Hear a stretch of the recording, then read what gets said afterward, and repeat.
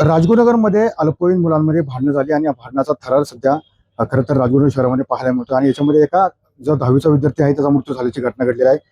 ही घटना साधारणतः सकाळी 8:30-9च्या सुमारास अ, या कोचिंग क्लासमध्ये मुलं या ठिकाणी क्लाससाठी बसलेली असताना याच्यामध्ये जो मृतक आहे तो आणि जो आरोपी आहे जो विधी संघासाठी पालक आहे तर तो या ठिकाणी शेजारी बसलेले होते. त्यांच्यामध्ये याच्यापूर्वी जुना वाद होता असं समजतंय. त्याबाबत आपण आता अधिक तपास करून खात्री करत आहोत आणि त्या वादावरूनच या ठिकाणी चाकूनं त्या ठिकाणी मानेवर आणि पोटावरती बसून जो मयत आहे त्याचा मृत्यू झाल्याची मात्र एकत्रित ज्या पद्धतीने हा हल्ला झाला एकंदरीत तुम्ही मुलांशी सुद्धा चर्चा केली, शिक्षकांशी चर्चा केली, काय नक्की कशा प्रकारे घटना घडली असं काय? त्या अनुषंगानं अजूनपर्यंत आपल्याला तपास करणं गरजेचं आहे. त्याच्यामध्ये जो मुद्दा आहे तो अजूनही क्लिअर झालेला नाही.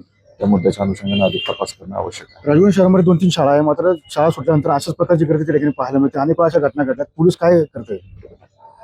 या ठिकाणी जे आहे पोलिसांनी आपण त्या ठिकाणी शाळा ज्यावेळी सुटतात किंवा भरतात अशा गर्दीच्या वेळी आपण या ठिकाणी पॅट्रोलिंग याच्यापूर्वी नेमलेलं आहे. आपण अजूनही या ठिकाणी वेळोवेळी नेमतोय.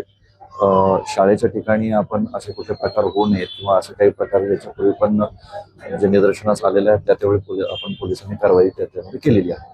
नक्की हल्ल्याचं कारण काय असावं? कारण की तुम्ही शिक्षकांची सुद्धा चर्चा केली, विद्यार्थ्यांची चर्चा केली, की काय कारण असू शकते?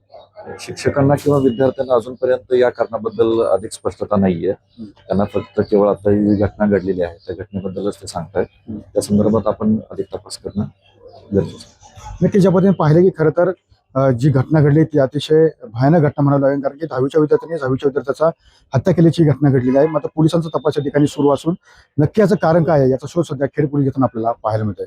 तेव्हा अशोक कोरडे, समीर सुलदेवे, TV9 मराठी, खेड, पुणे.